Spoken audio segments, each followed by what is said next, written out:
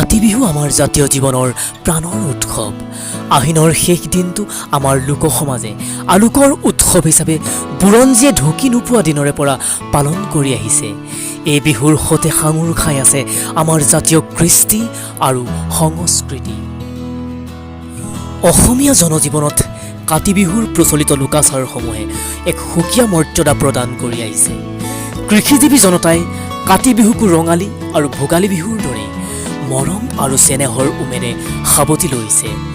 বিভিন্ন কৃষি সম্পৰ্কীয় বিশ্বাস, ধৰ্মীয় তথা আধ্যাত্মিক বিশ্বাস কাতি বিহুৰ সৈতে নিবিড়ভাৱে জড়িত হৈ আছে।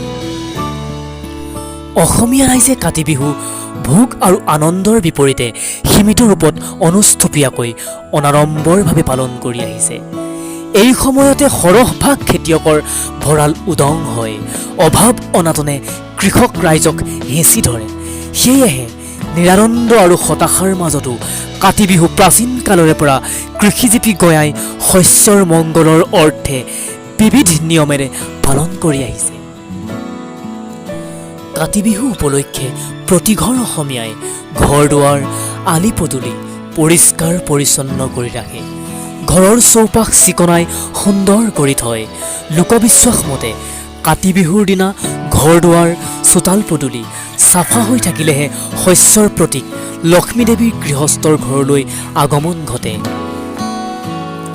আহিনৰ শেষ দিনটো প্ৰতিজন কৃষকেই নিজৰ নিজৰ কামত ব্যস্ত হয়। চোতালৰ আগৰ ভঁৰালৰ কাষৰ নতুন ৰঙা মাটিৰে ঢিপ তুলি তুলসী ভেটি স্থাপন কৰে। এটি সুন্দৰ তুলসী পুলি ৰুই মচি কাচি নিকা কৰি থয়। কোনোৱে তুলসী ভেটিৰ চাৰিওফালে 4টা কলৰ পুলিও ৰুৱে।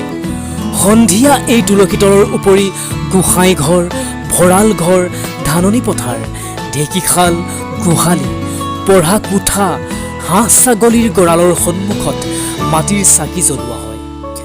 চাকি জ্বলোৱাৰ উদ্দেশ্যে দিনৰ ভাগত মাটিৰ চাকি আৰু শলিতা যোগাৰ কৰি থয়।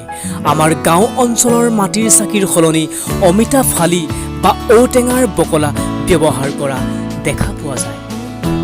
আবেলি পথাৰখন চাই অহাৰ নিয়ম, নহ'লে লখিমীয়ে গৃহত নাই বুলি ভাবে আৰু তেনে ব্যক্তিৰ ঘৰলৈ লখিমীৰ আগমন নহয়।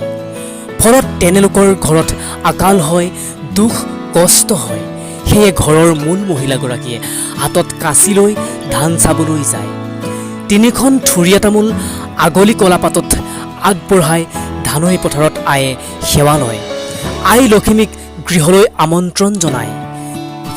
কাতি বিহুৰ দিনা ৰান্ধনি ঘৰো পৰিষ্কাৰ কৰি লখিমী অহাৰ বাট সুগম কৰি ৰখা হয়। সেইদিনা খেতিয়কে চৰু কেৰাহী কলহ ঘটি উদং হৈ থাকিলে লখিমী অসন্তুষ্ট হয় আৰু তেনেলোকৰ ঘৰত কেতিয়াও দুখ নুগুচে। এই কাতি বিহুৰ সন্ধিয়া পৰত আকাশত খেতিয়কে আকাশ বন্তি জ্বলায়। আকাশ বন্তিৰ পোহৰত হেনো আমাৰ উপৰি পুৰুষৰ আত্মা সৰগলৈ যাত্ৰা কৰে, সুখ আৰু শান্তিত আত্মাই দিন কটায়। আনহাতে এই পবিত্ৰ সন্ধিয়া শ্মশানতো মাটিৰ চাকি জ্বলাই গৃহস্থই মৃতকৰ পৰা আশীৰ্বাদ বিচাৰে। কাতি বিহুত সন্ধিয়া হোৱাৰ লগে লগে আৰম্ভ হয় বন্তি প্ৰজ্বলন। পথাৰত ওখকৈ গোঁজ পুতি মাটিৰ চাকি জ্বলাই শস্যৰ মংগল কামনা কৰা হয়। ভঁৰালৰ ঘৰত এটি দুনৰিত কেঁচা পিঠাগুৰি, কল, থুৰীয়া তামোল, এঘটি পানীসহ মাটিৰ চাকি জ্বলাই লক্ষ্মী আইলৈ বুলি উৎসৰ্গা কৰে। অজ্ঞাতে হোৱা দুখ ক্ৰুটিৰ মাৰ্জনা বিচাৰে।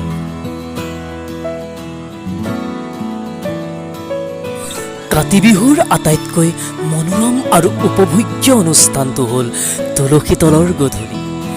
আধ্যাত্মিক নীতি নিয়মেৰে ভৰপূৰ এই অনুষ্ঠানত মাহ প্ৰসাদৰ শৰাই নিবেদন কৰি তুলসী দেৱীৰ নাম লোৱা হয়।